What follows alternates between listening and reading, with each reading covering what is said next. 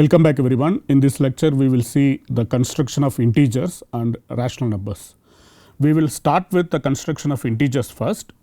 So, let us recall we have this natural numbers defined using piano axioms. So, we just index them as 0, 1, 2 etc. And in particularly we have addition and multiplication for these natural numbers. So, they are well defined. So, that we are going to assume. So, now from the natural numbers we would like to actually construct the integers. So, from natural numbers one wants to go to the integers which we usually denoted by z. So, this is the set of integers.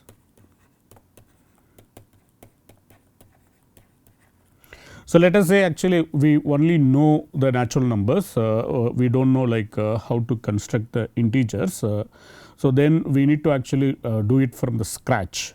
So, what is the most important property that we are demanding for integers? So, whenever we take two natural numbers we know how to add them, but it can happen in practice that you may take a natural number n in n and then you want to add a number and then you want to get a 0 from adding n with that number. So, you are interested in finding something like this, but using the order property one will be able to easily see that if n is indeed greater than or equal to 1. So, then there is no x coming from n such that x plus n is equal to 0. That is because x plus n is going to be greater than or equal to n for sure, which is greater than or equal to 1. So, that would tell you that this x plus n will never be actually 0. So, but in practice one will be interested in solving such equation that x plus n equal to 0 for some x. So, this is what indeed motivates us to actually kind of look for the negative of natural numbers which actually gives the definition of integers. So, we need to actually construct integers from the natural numbers, that is the task, and answering like questions like this, like any equation of the form x plus n equal to 0 will have a solution over integers. So, let us now do it. So, for that purpose what we are going to do, like we want to actually realize the integers in some other way.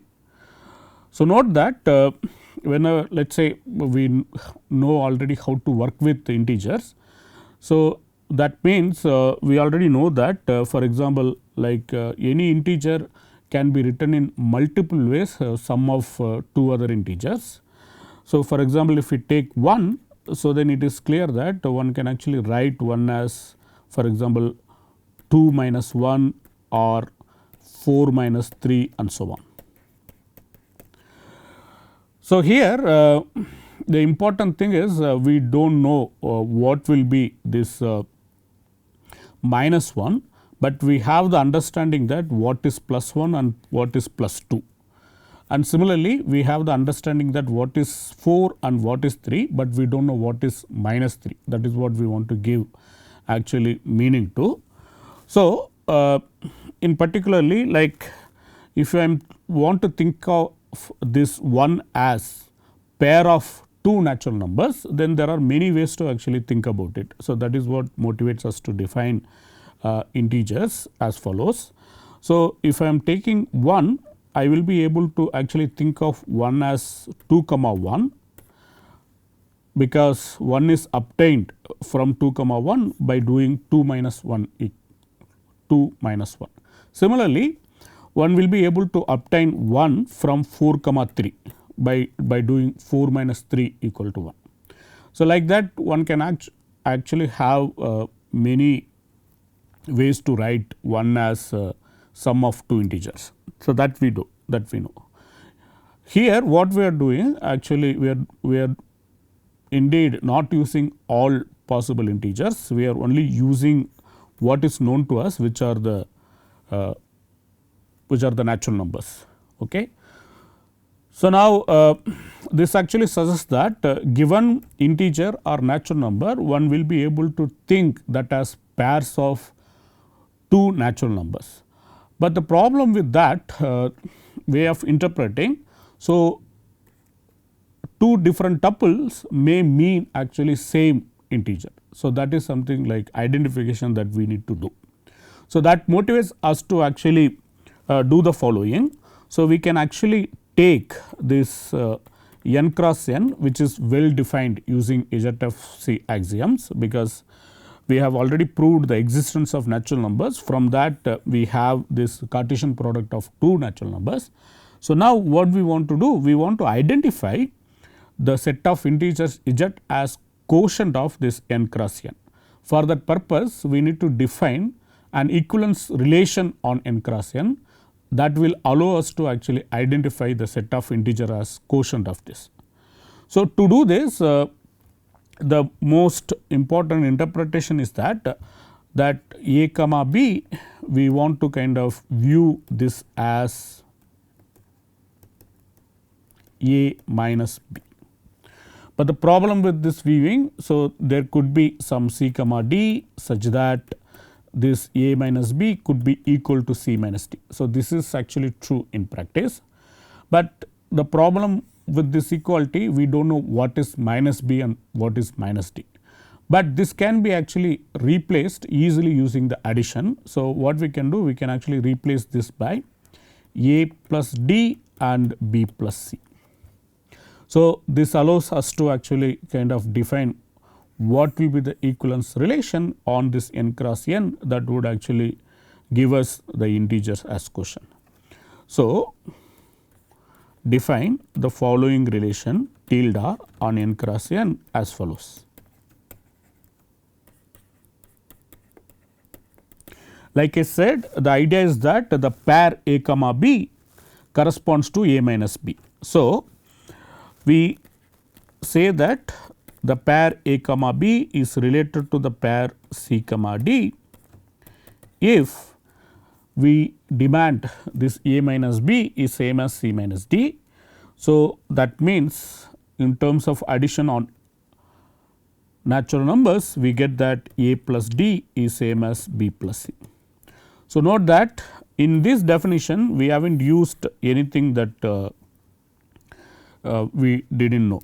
So, we know what is that Cartesian product of natural numbers, and we know how to define addition on the natural numbers. Using only known things, we have actually defined this equivalence relation on n cross n. So, now it is not very difficult to actually check that the tilde that we have defined on n cross n is an equivalence relation. Maybe I will leave that as exercise. So, this tilde is an equivalence relation. In particularly, one can actually consider all possible equivalence classes. So, which is the quotient. So, we take this n cross n modulo tilde. So, this is our required set.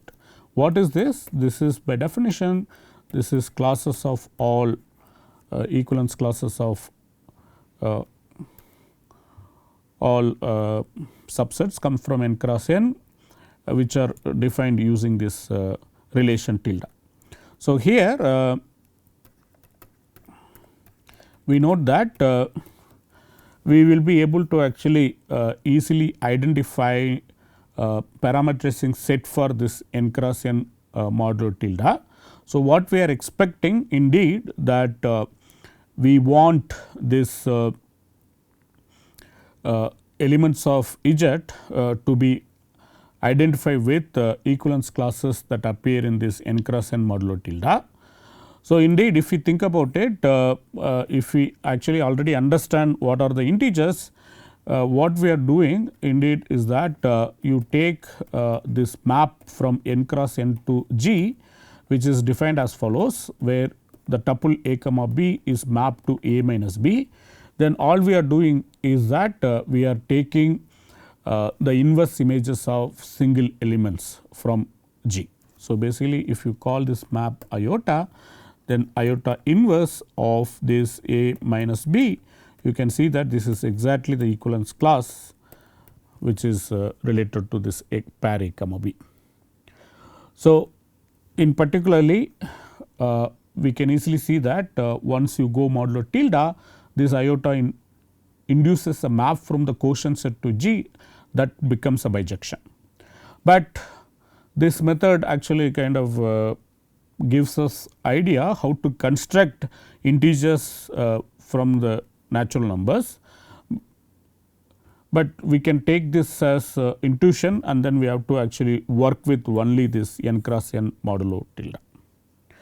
So, if you are only working with the n cross n modulo tilde, it is not very difficult to see that this quotient set which is n cross n modulo tilde, maybe we will take the set of integers as this quotient set. So, then it is not very difficult to see this is parameterized by the following set. So, we know that there are these natural numbers n and the negative of those natural numbers, those will actually form a complete list of elements in the integers. So, in particularly what will be the inverse image of n. So, that would corresponds to this n comma 1, or one can even take n comma 0 because we have allowed 0 inside the natural numbers, no issue. And then if we think about it, what will corresponds to the minus n. So, we have to kind of write down the minus n in terms of the equivalence class, and equivalence class parameterized by elements of n cross n, and it is not difficult to see that minus n will corresponds to this 0 comma n. And all these equivalence classes, they will form a complete list of elements of this n cross n modulo tilde. And I will leave it as exercise that the quotient set is parameterized by these elements, and not only that when we take n is greater than or equal to 1, then all the elements that we are getting, that n comma 0 and okay, maybe let me write it like this.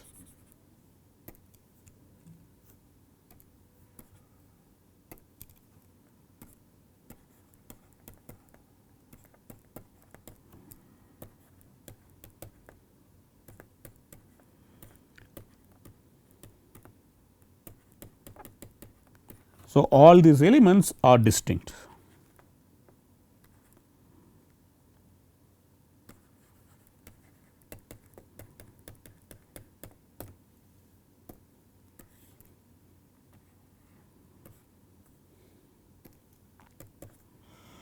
So, then it is clear that so what will be the elements of the set of integers. So, in particularly we can identify n with the bracket n comma 0 when n greater than or equal to 1, and then minus n with 0 comma n. And for 0, so we do not need to distinguish. So, 0 will be equal to minus 0. So, there is no issue. Okay. So, this is actually the usual interpretation of elements of integers, but we need to justify that this interpretation indeed works. So, for that we need to understand how the addition and multiplication that are defined on natural numbers actually comes down to this set of integers. So, for that purpose recall that even in n cross n we will be able to define some sort of addition and multiplication. So, here so the way we want to interpret like so maybe we will actually do it at the level of the quotient sets itself. So, for example, if we are actually taking two elements here, so let us take the equivalence classes corresponding to a comma b and then c comma d. Then what we want to do, we want to actually define the addition between these two and then the multiplication between these two. For that purpose we need to first understand how what this equivalence class corresponding to a comma b looks like. So, it is actually exactly same as a minus b. So, then basically what we want to do, we want to add a minus b and c minus d. Then if you think about it, the way you add this, you add it first a and c, and then you just group b and d. So, this is how we add this element. So, that is what we are going to do it here as well. So, we just define this addition to be that equivalence class which corresponds to a plus c and b plus d. So, this is how we define the addition. Similarly, the product which will be defined as follows: you take those equivalence classes and then you want to define the product. So, the product again will be imitated from this interpretation of this equivalence class a comma b. So, we take the product of a minus b and then c minus d. So, which will give us exactly AC plus BD minus BC plus AD.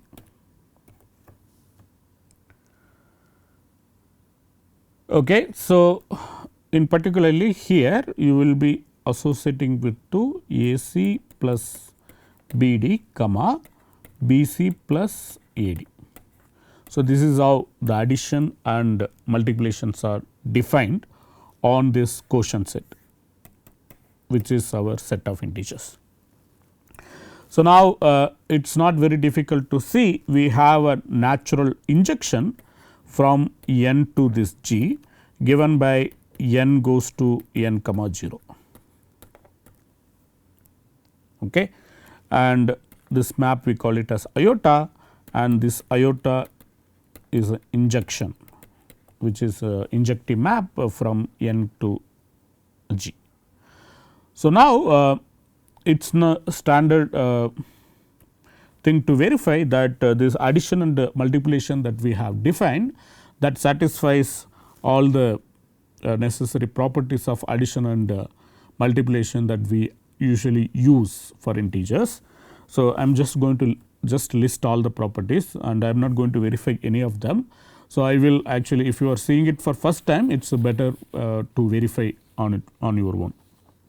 So, now note that we have, let me state it as a theorem, that we have the following properties of addition, which makes this set of integers with addition an abelian group. Okay. So, what are these basic properties of this addition? First of all, the addition is a binary operation from z cross z to z. So, this addition is a map from z cross z to z and it satisfies the following condition. The first condition is that, so the image of x comma y is denoted by x plus y. The very first condition is that the commutativity. All these properties are there for natural numbers, that is why they kind of come down to satisfy for these integers. So, that is not difficult to check. The commutativity says that x plus y will be same as y plus x, and we also have this associativity.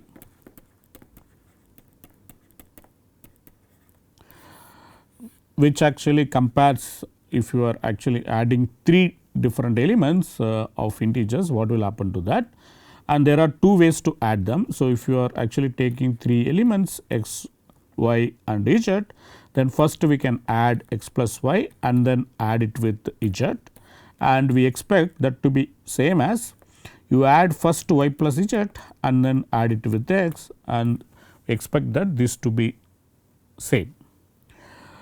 As a third property, we expect that we have x plus 0 is same as x. So, this is what called existence of additive identity. So, this is what called additive identity property. So, which are all trivial to check for integers. Anyway, I am stating it to to record all those properties. We also have this additive inverse, which is the most important property. In a way, what we have done now, like we started with this monoid which is n plus, and then we have added all the inverse of elements of n, and then we made a group out of it. So, that is what we have done indeed in more algebraic term. Anyway, so this is now done only for the integers here. The additive inverse which is actually defined by minus x. So, given x in G, you have this minus x in G, okay, such that x plus minus x is exactly 0. Okay. So, now if we take all these axioms, so then you can actually see that so this is 3, this is 4 and this is 5, and this is what makes actually this G plus into a abelian group. You can take this as a definition of abelian group, and abelian groups will be discussed later in the algebra part of the course. Anyway, G plus will form an abelian group, that is what we have verified right now. We also have this multiplication that is defined on natural numbers, and we want to see like how that multiplication behaves here in the set of integers. So, the operation that we have defined, the multiplication, is again a binary operation from z cross z to z, and it is a map, and usually the image of the product is simply denoted by just x y without any dot or cross in between them. So, now it is not difficult to see that this product is indeed commutativity. So, you have commutativity for the product. So, that means x y is same as y x for all x y in G, and we also have similarly associativity, that if you take 3 elements x y G, then first you can actually multiply x y and then multiply with z, which will be equal to you multiply y z and then multiply with x. So, these two will be same. So, the ninth property, which is the multiplicative identity,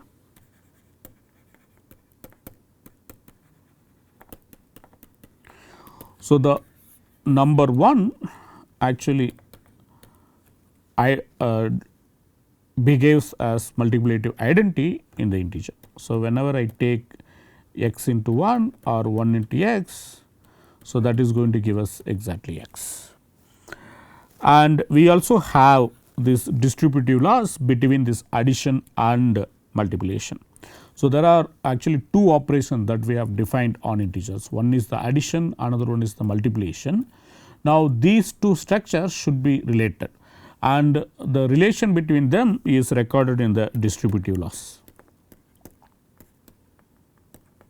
The distributive law says that whenever you take x y z in G, then you multiply x with y plus z, then you get exactly x y plus x z. And similarly, one can actually write the other way, but since commutativity is assumed, so we do not need to actually worry about the other way distributive law. So, now all this 1 to 10, all these basic properties of addition and multiplication makes this set of integers into a commutative ring.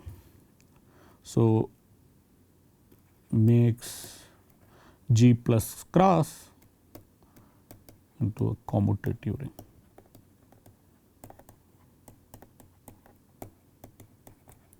Again some more commutative rings will be appearing in the later part of the course.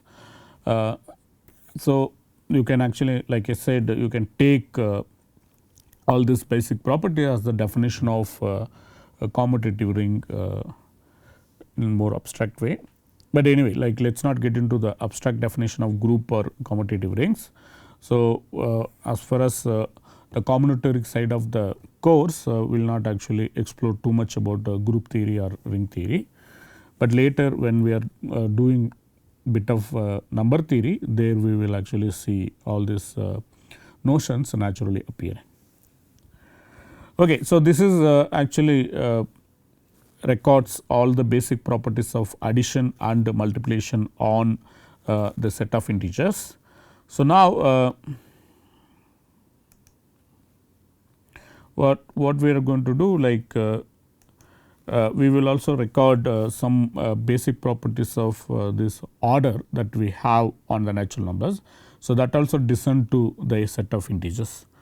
So, again I am not going to actually prove any of these basic properties, I will leave it as exercise, but for the record I will just write down all the basic properties that is satisfied by the order. So, note that we can actually write that x minus y as x plus minus y. So, this notation again commonly used in the in practice. So, now we have this natural ordering on n. So, that one can actually extend to the integers. The way we extend, so given x comma y in integer, we want to say that x is greater than or equal to y if there exists a in natural number such that x equal to y plus a. That means x minus y should be an element of natural numbers. So, that is, in other words, x minus y should lie inside the natural numbers. So, this is how one defines order on integers. Now, it is easy to check that this is indeed a partial order. So, now this order also actually behaves very well with respect to the addition and as well as multiplication.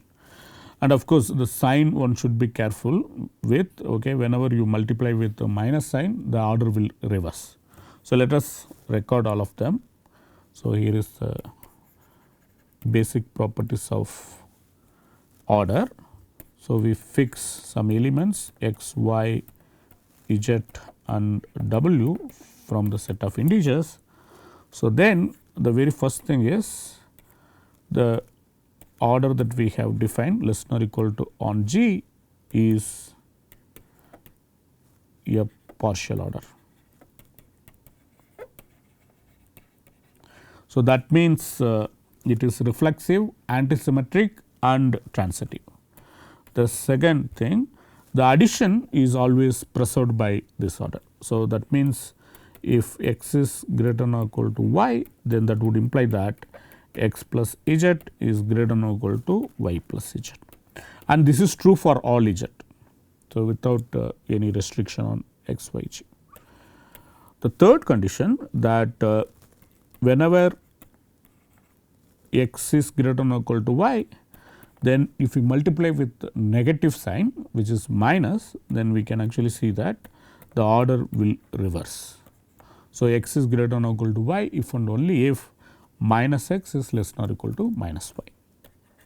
The fourth condition is that whenever x is greater than or equal to y, then we get that x a is greater than or equal to y a for all a coming from the natural numbers. So, whenever you multiply with the non-negative integer, the order does not reverse, and of course, if you multiply with the negative, then the order will get reversed. The fifth one is if x is greater than y, so then we can easily get that x is greater than or equal to y plus 1, which is equivalent to saying that x is greater than or equal to y plus a for some a greater than or equal to 1. Okay, maybe I will write it separately. The following statements are equivalent: x is greater than y and x is greater than or equal to y plus 1, and the third statement that x is greater than or equal to y plus a for some a coming from n such that a is greater than or equal to 1. Okay. These statements are equivalent. So, similarly one can actually make for less than or equal to or less than, okay, that I am not going to do. And finally, we have this law of trichotomy. So, the law of trichotomy says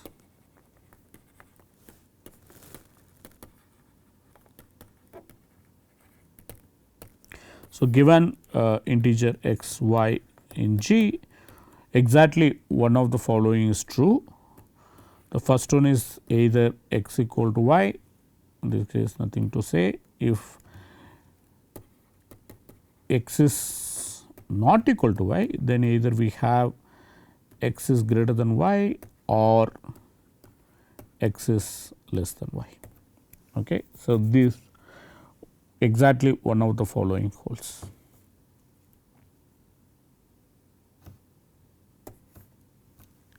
Okay. So, this is all like what we have seen for the order that we had for natural numbers, and that order kind of induces order on these integers, and then using that order we have these properties.